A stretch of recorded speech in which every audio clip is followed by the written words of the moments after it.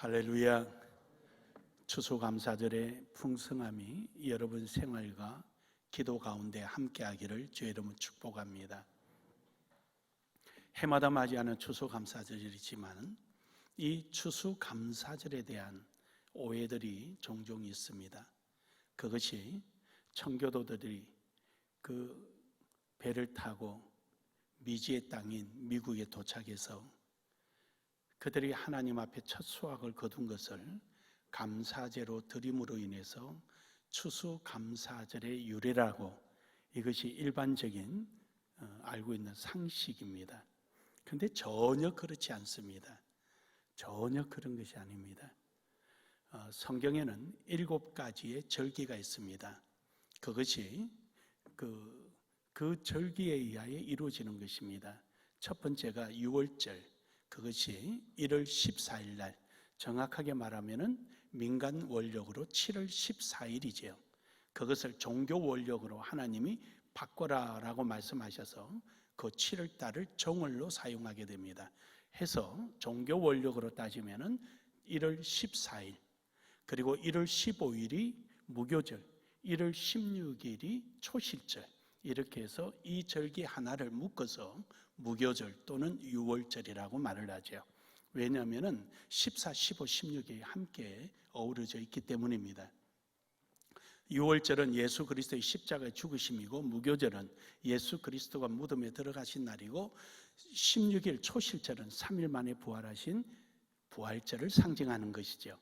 그로부터 50일째 되는 날을 우리는 오순절 또는 7.7절, 7절기를 했다 해서 7.7절, 이 날을 맥주 감사절이라고 그럽니다.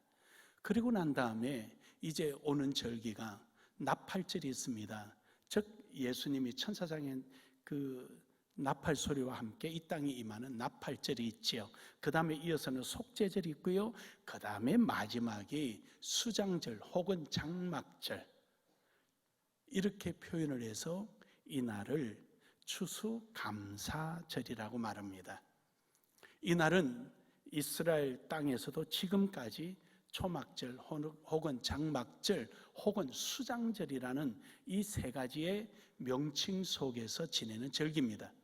수장절이라는 것은 바로 우리가 지금 이렇게 과일을 갖다 놓고 곡식을 갖다 놓고 수장한다, 추수한 것을 모아서 창고에 드린다라는 의미에서 수장절. 다시 말해서 여러분이 모두가 한 사람 한 사람이 구원의 알곡들이에요. 할렐루야. 예수 그리스도가 부활의 첫 열매가 되시고, 여러분이 이어서 열매들이 되어서 곡간에 드리는 거예요. 어디냐면 천국의 곡간. 그래서 마지막에 하나님께서 키지를 하여서 쭉정이는 날로 보내고 알곡을 모아서 창고에 들이듯, 이것이 수장절, 이것을 추수감사절이라 그래요. 그리고 장막절이라 하기도 하고 초막절이라 하기도 합니다. 초막절이라고 말을 한 것은 이 세상 가운데 있는 임시적인 처소라는 말이고, 장막절은 영원한 천국에 우리가 들어간다 해서 장막절이라는 것이죠. 이처럼 청교도들에 의해서 시작됐다는 말은 전혀 성경과는 다른 말이고 성경에 맞지 않는 말입니다. 그래서 우리가 지내는 이 추수감사절은 철저한 성경에 의한 수장절에 근거를 해서 우리가 이렇게 추수감사절을 지냅니다. 시간의 날짜의 차이는 좀 있죠. 하지만 그 날짜가 중요한 것이 아니라 바로 그 의미가 중요한 것이죠. 우리가 이처럼 추수감사절을 하나님 앞에 드려지는 이유 중에 하나는 하나님께서 우리에게 베풀어 주신 그 은혜를 기억하자는 것입니다. 우리가 부모님들의 생신을 해마다 기억하는 이유는 부모님께서 우리에게 베풀어 주신 은혜에 대한 생각하고 거기에 대한 조금이나마 보답하고, 또 우리가 기억하고 있습니다 라고 부모님에 대한 고마움을 표함으로 인해서 부모의 보람을 느끼고 자식의 키운 보람을 한번 느끼게 하는 데 있지 않습니까? 그런 것처럼 우리는 해마다 이런 절기를 통하여서 하나님의 은혜를 생각하는 것입니다. 그래서 오늘 여기 있는 말씀을 통하여서 우리는 마음의 소원을 감사제로 드리자라는 것이죠. 마음의 소원이라는 것은 하나님을 향한 은혜를 말하는 겁니다. 어떤 거 하나님 저거 주십시오, 이거 주십시오, 돈도 주시고 건강도 주시고 지위도 주십시오, 이러한 내 기도의 제목이 아니고요, 내 속에서 하나님의 그 베풀어 주신 은혜를 생각하니까 이 은혜가 내 속에서 막 파묻혀 올라오는, 이것을 마음의 소원으로 표현한 것이고요. 감사제라는 것은 내 삶을 통하여 그 은혜에 보답하고 반응하는 삶을 의미하는 것입니다. 그래서 오늘 말씀의 제목을 마음의 소원을 감사제로라는 제목으로 함께 은혜 나누기를 원합니다. 여러분의 삶이 끓어오르는 하나님에 대한 은혜의 표현이 여러분의 삶을 통하여 나타나기를 주의 이름으로 축복합니다. 첫 번째로 우리가 하나님의 은혜의 원인을 알아야 되겠지요. 뭘 감사할 것이며 어떤 것에 대한 내 마음속에 은혜가 사무치느냐, 그 은혜가 분명해야 한다는 것이죠. 오늘 본문의 말씀은 우리가 그 시편 115편에 이어서 16편까지 온 것인데, 116편의 내용은 무슨 내용이냐면요, 사무엘상 15장에서 18장에 있는 내용인데, 내용 적선 이겁니다. 다윗이 사울을 이겨내고 사울이 죽고 나서 이제 왕궁에 들어왔는데, 이제 좀 살만한가라고 생각했는데 그의 아들 압살롬이 모반을 일으키게 되죠. 천인공노할 짓을 저지른 거죠. 그래서 그의 아들 압살롬을 피하여서 피난길에 들어서게 됩니다. 그 피난길에서도 죽을 수밖에 없는 아주 절대절명의 자리에 놓이게 됩니다. 그때 다윗이 하나님 앞에 기도했던 그 내용, 그 절대절명의 순간에 하나님의 은혜로 구원을 얻게 되었던 그 순간을 노래한 내용이 오늘 본문의 내용입니다. 그래서 누구나 다 다윗은 죽었다, 그의 아들 압살롬에게 죽었구나, 왜 괜히 나단 선지자와 함께 솔로몬을 왕으로 지정함으로 인해서 압살롬이 이 모반을 일으키게 했던가? 이것은 분명 하나님의 뜻이 아니고 하나님의 뜻은 압살롬에게 있었다, 이런 소리가 막 퍼지며 다윗은 죽을 수밖에 없는 환경이었는데, 그때 하나님께서 기적적인 은혜를 베푸셔서 다윗을 구원하게 됩니다. 그 구원에 대한 사무치는 마음의 소원, 사무치도록 그에게 고백하고 싶었던 게 하나님의 은혜라, 이 고백을 하고 싶었던 것입니다. 그래서 다윗은 그러한 마음을 고스란히 오늘 본문에 나타내주고 있는 것입니다. 그러므로 여러분, 오늘 여러분과 저도 우리를 구원해 주신 하나님 앞에 진정으로 마음에 사무치던 우리의 마음의 소원을 고백할 수 있기를 주의 이름으로 축복합니다.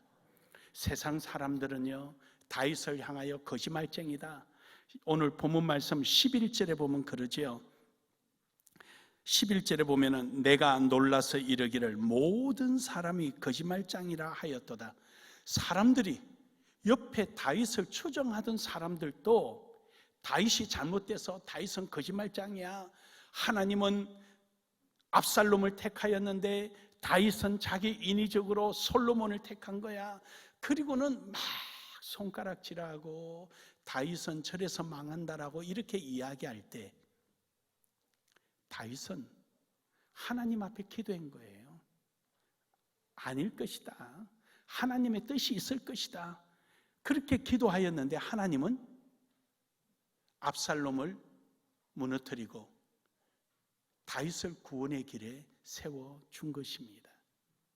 사람들의 판단은요, 눈에 보이는 결과에 대한 판단이었습니다. 사람들은 나타난 결과를 가지고 원인을 추정합니다. 그러나 우리 주 예수 그리스도가 죄가 있어서 십자가에 못 박혀 죽으셨습니까? 전혀 아닙니다. 모든 사람들은 예수님이 십자가 못 박힐 때 쩌쩌 그러고 혀를 차고 머리를 예수님을 흔들고 때로는 침을 뱉고 때로는 머리를 쥐어박기도 하고 뺨을 때리기까지 했습니다.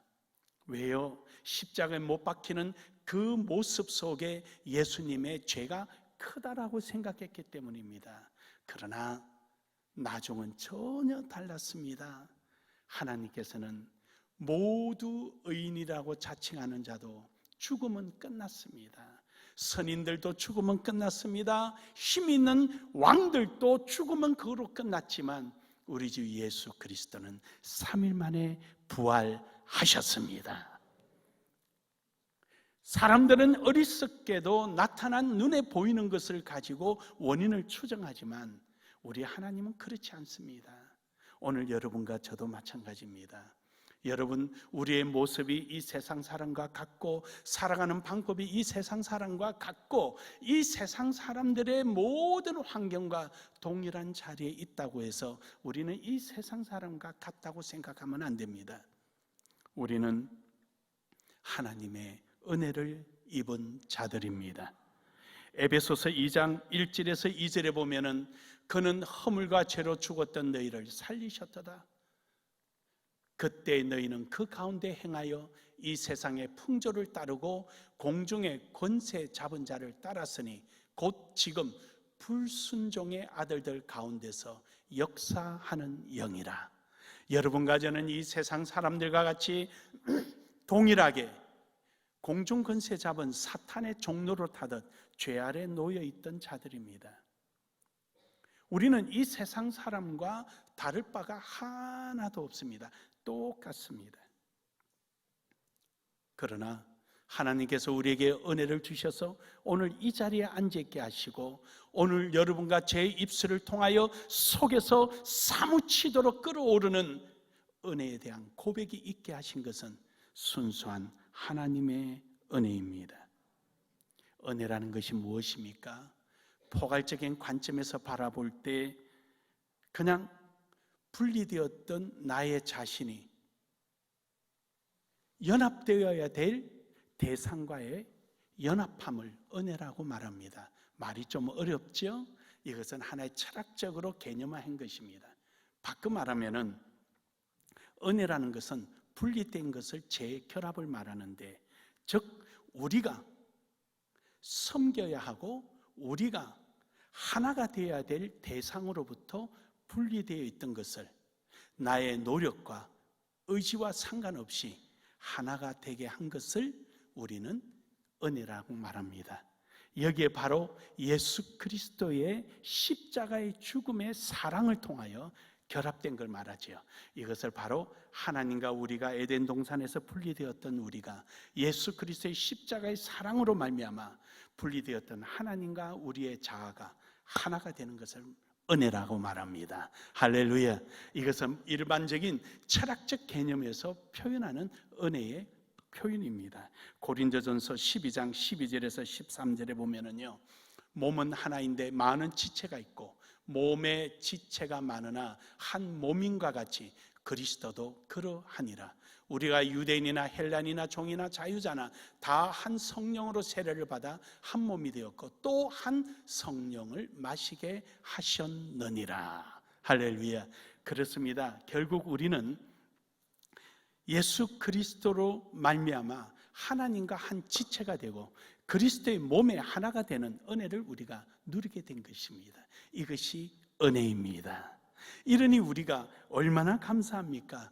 그러므로 여러분과 저를 일컬어 그리스도의 사람이라고 말을 하는 것입니다. 예수의 사람이라고 말하는 것입니다. 하나님의 사람이라고 말을 하는 것입니다. 이래서 일컬어 우리를 한마디로 성도라, 거룩한 무리라고 말씀하시는 것입니다. 할렐루야.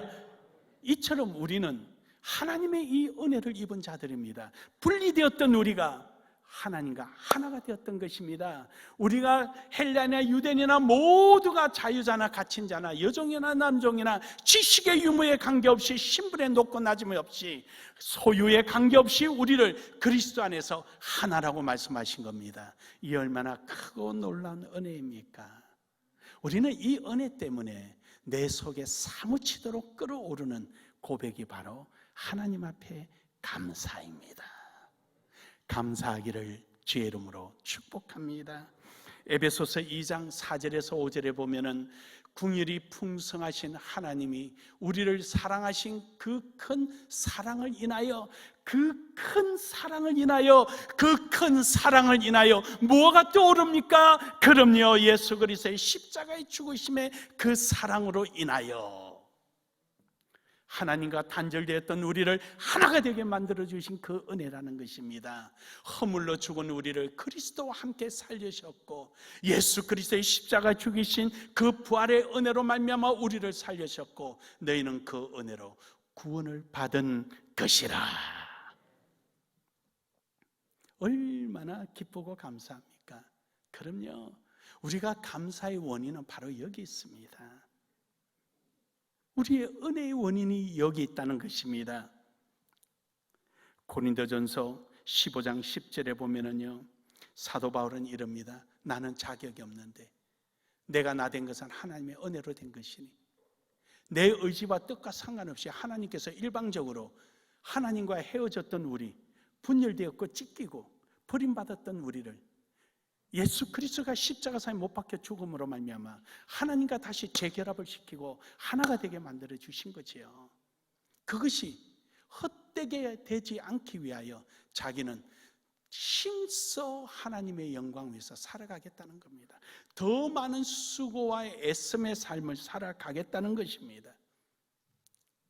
그가 이처럼 모든 헌신을 다하고 목숨을 다하고 자기 할 수 있는 모든 것을 다 동원해서 하나님의 영광을 위하여 감사의 삶을 살아가는데, 그 결과에 대해서는 나의 나됨은 내가 아니라 예수 그리스도의 은혜라고 고백합니다. 오늘 시편 115편 1절에서도 보면은 표현하기를 이릅니다. 다윗은 여호와여 영광을 우리에게 돌리지 마옵소서, 우리에게 돌리지 마옵소서. 오직 주는 인자하시고 진실하심으로 주의 이름에만 영광을 돌리소서. 할렐루야. 내가 나의 나됨은 내가 아니라 주의 전적인 은혜이므로 그 영광을 내게 돌리지 마옵소서. 오직 영광은 하나님만이 받으시기에 합당하십니다라고 고백하고 있습니다. 사랑하는 성도 여러분, 우리의 신분의 변화가 일어났습니다. 우리가 죽을 수밖에 없는 마귀의 종이었더니 이제는 의의 병기가 됐습니다. 하나님의 자녀가 됐습니다. 주의 은총을 입은 자가 되었던 것입니다. 그러므로 내가 하나님의 자녀가 된 것은 신비 중의 신비요, 내 신분을 성도라 일컬음을 받게 된 것은 신비 중의 신비입니다. 그리고 오늘 우리가 예배하며 하나님 앞에 감사할 수 있는 이런 환경이 주어진 것은 은혜 중의 은혜입니다. 그러니 오늘 여러분과 저는 마땅히 하나님 앞에 나와 예배로 감사함이 우리에게는 본분이 될 것입니다. 오늘도 기쁨으로 감사하기를 주의 이름으로 축복합니다. 두 번째는 감사의 고백을 멈추지 말아야 합니다. 13절에서 본문 말씀 14절에 보면은 내가 구원의 잔을 들고 여호와의 이름을 부르며 여호와의 모든 백성 앞에서 나는 나의 서원을 여호와 앞에 갚으리로다. 여기서 본문의 말씀 13절과 14절에 보면은 자기의 구원의 잔을 들고 외치겠다는 것입니다. 뿐만 아니라 많은 사람들에게 하나님 앞에 그 감사의 서원을 지키겠다는 것입니다. 사랑하는 여러분, 다윗은 하나님께 앞에 자기의 평생의 선하심은, 그 인자하심은 주의 집에 영원히 거함이라고 고백했습니다. 그의 하나님의 은혜를 깨닫고 난 이후부터 그는 죽을 때까지 하나님의 은혜에 대한 고백이었습니다. 결국 그의 삶은 하나님의 은혜에 대한 감사의 고백이 지속되고 멈추지 않았다는 사실입니다. 그는 숨을 거두는 그 순간에도 그의 아들 솔로몬에게 하나님의 감사에 대해서 고백하고 있었습니다. 사랑하는 여러분, 오늘도 우리는 이 감사의 고백이 끊임없이 이어지기를 주의 이름으로 축복합니다. 시편 86편 6절에 보면은 주께서 우리를 다시 살리사 주의 백성이 주를 기뻐하도록 하지 아니하시겠나이까. 하나님께서 우리를 구원하시고 우리를 살리시고 우리를 지키셨는데 주의 백성들이 기뻐하지 아니할 이유가 어디 있습니까? 라는 것이죠. 다시 말하면 구원받은 것을 깨달은 사람이라면 잘못되지 않는 한 하나님 앞에 감사하지 않을 사람이 누가 있겠습니까? 라는 것이죠. 사랑하는 여러분, 우리의 영적인 사고가 고장나지 않는 한은 우리 속에서 감사가 끊임없이 나올 줄로 믿습니다. 우리가 비정상적이지 않는 이상, 하나님의 은혜를 아는 이상 우리는 감사를 멈출 수가 없음을 고백합니다. 그러므로 여러분, 감사가 지속되기를 주의 이름으로 축복합니다. 다윗의 아들 솔로몬은 왕이 되자마자 그의 감사의 고백을 그는 1000번째로 고백했습니다. 그러자 하나님께서 꿈속에 나타나서 그에게 네가 원하는 것이 뭐냐? 그걸 내가 주겠다라는. 그렇습니다, 여러분. 감사의 고백 우리는 끊임없이 이어져야 합니다. 골로새서 2장 6절에서 7절에서도 그러므로 너희가 그리스도 예수를 주로 받았으니 그 안에서 행하되 그 안에 뿌리를 박으며 세움을 받아 교훈을 받은 대로 믿음에 굳게 서서 감사함을 넘치게 하라. 할렐루야. 저기서 감사함을 넘치게 하라는 넘치게라는 말이 양적인 것을 말하는 것이 아니라 질적인 것을 말합니다. 무엇을 하나를 하더라도 감사하는 마음으로 행하라는 것이죠. 어느 일정한 장소에 감사를 잔뜩 갖다 놓고 나 저만큼 했어요, 나 저만큼 의무 다 했어요 라는 양적인 의미가 아니에요. 무엇을 행하든지 그 자리에 감사하는 마음으로 행하라는 것입니다. 사랑하는 여러분, 이러한 여러분이 있기를 주의 이름으로 축복합니다. 시편 85편 8절에 보면은 지속적으로 해라는 것이죠. 내가 하나님 여호와께 하실 말씀을 들었으니 무릇 그의 백성 그의 성도들에게 화평을 말씀하실 것이라. 그들은 다시 어리석은 대로 돌아가지 말지로다. 다시 하나님 앞에 감사로부터 떨어지지 말고 늘 베풀어 주신 은혜 앞에 그 앞에서 감사하며 살아가기를 원하는 것입니다. 결국 감사가 없다면, 하나님의 은혜를 깨닫지 못하고 거기에 대한 반응이 없다면 그런 사람을 일컬어 어리석은 자라라고 말하는 것입니다. 사랑하는 여러분, 오늘도 우리는 멈추지 않는 주의 은혜 앞에 감사하며 나아가기를 주의 이름으로 축복합니다. 마지막으로는 하나님의 방법으로 해야 합니다. 여러분, 하나님 앞에 감사한다는 것이 내 방법이 아니라 하나님 방법으로 이루어져야 되는 것입니다. 오늘 본문 말씀 116편 19절에 보면은 예루살렘아 내 한가운데서 곧 여호와의 성전뜰에서 지키리로다. 그렇습니다. 감사의 하나님의 은혜에 대한 감사의 삶은 예루살렘 그 하나님의 성전의 뜰 가운데서 하겠다. 모든 사람이 바라볼 때 흠잡이 없을 정도로 하겠다. 즉 하나님의 방법대로 하겠다라는 것입니다. 내 기분에 취해서 하는 것이 아닙니다. 오늘 기분 좋으니까 애따 하나님 앞에 이만큼 헌금하자 뚝 띄어서 주고, 오늘 기분이 좀 그러니까 에이 이만큼만 하자, 그런 삶이 아니라는 겁니다. 내 감정이나 기분에 따라서 하고 안 하고 하는 것이 아니라 하나님의 뜻에 맞춰서 하는 것입니다. 하나님이 기뻐하시는 방법으로 하는 것입니다. 하나님의 뜻 안에서 이루어지는 여러분의 신앙의 삶이 되기를 주의 이름으로 축복합니다.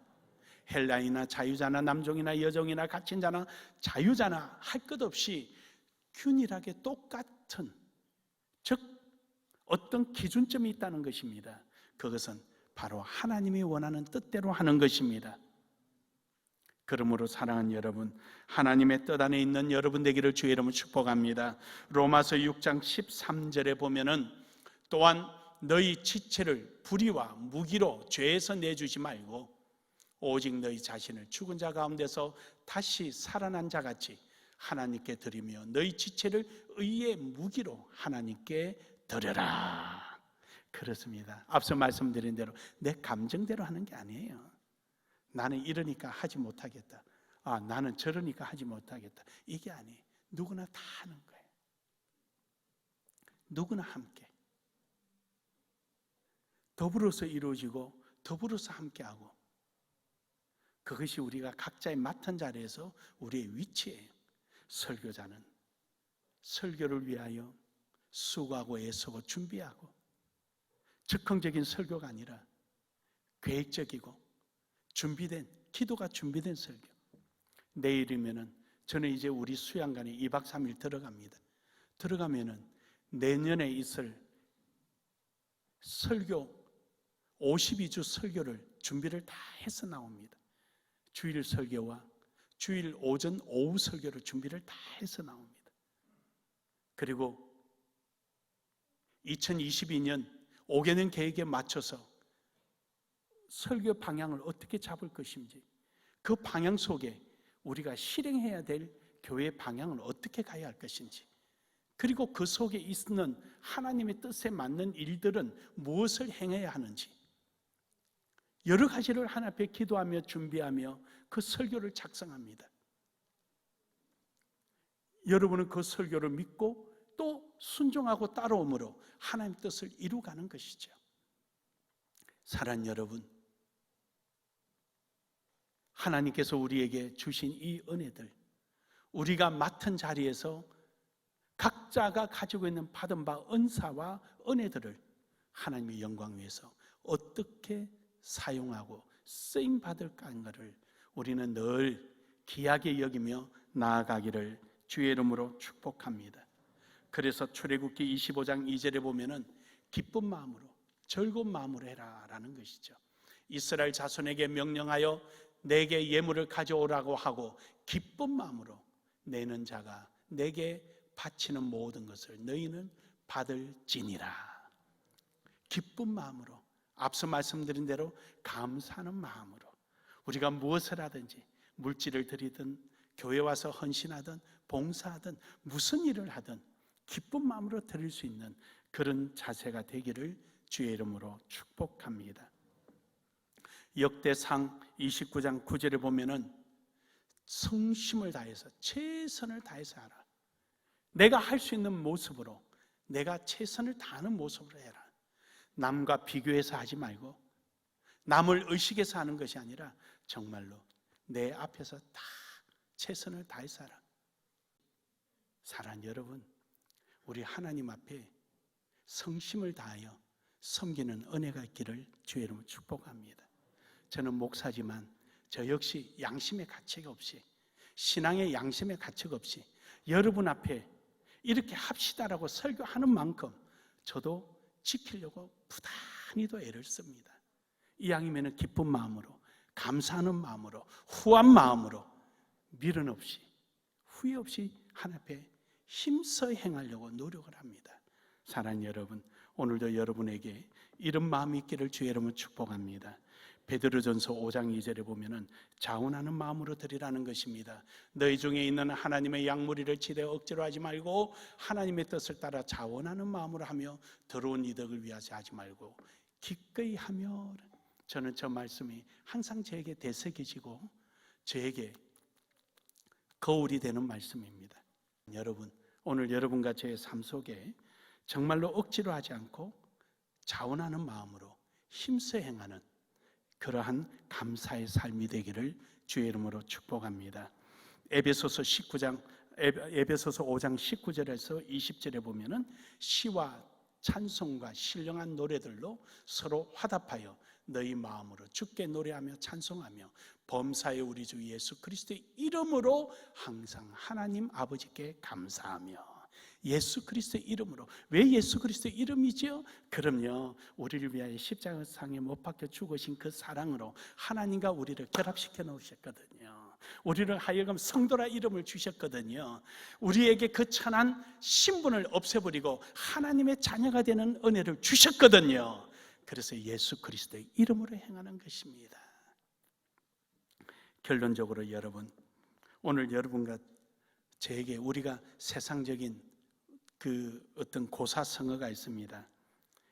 인간만사 세옹지마라라는 말이 있습니다.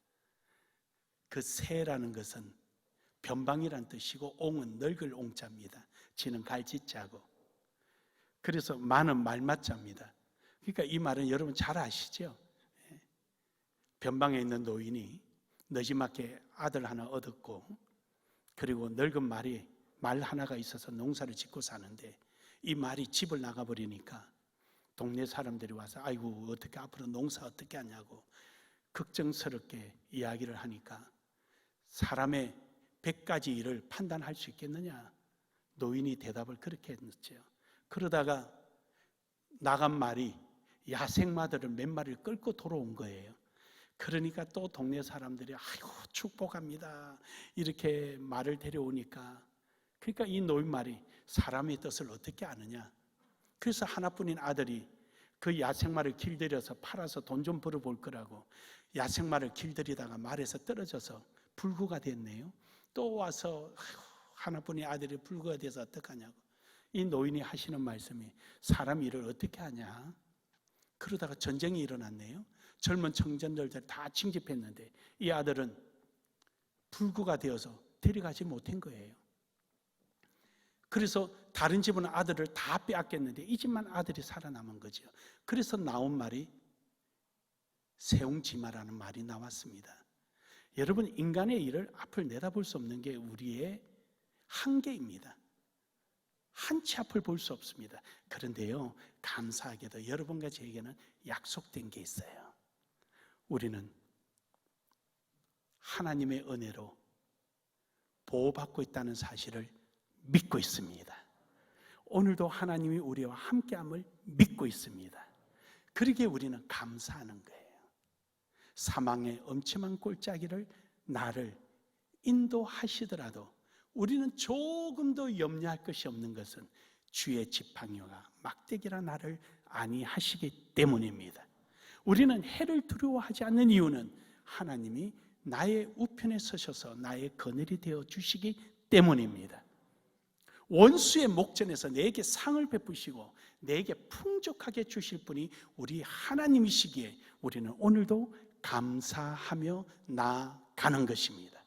사랑하는 여러분, 오늘도 여러분의 주님의 주신 은혜를 가슴에 깊이 새기고 감사를 고백하며 나아가는 여러분 되기를 주의 이름으로 축복합니다. 축복합니다.